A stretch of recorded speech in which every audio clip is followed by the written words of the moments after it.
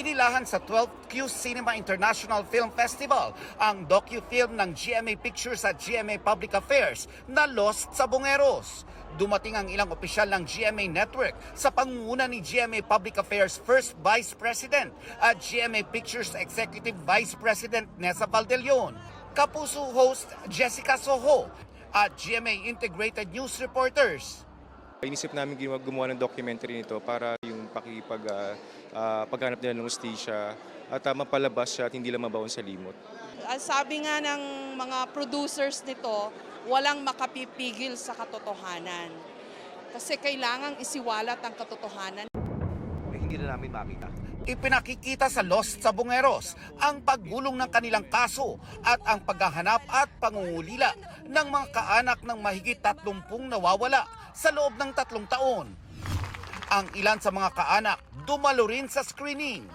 Hanggang ngayon po, wala pa pong linaw sa aming mga kaso. Magtatatlong taon na sa January 7, pero wala pa rin po.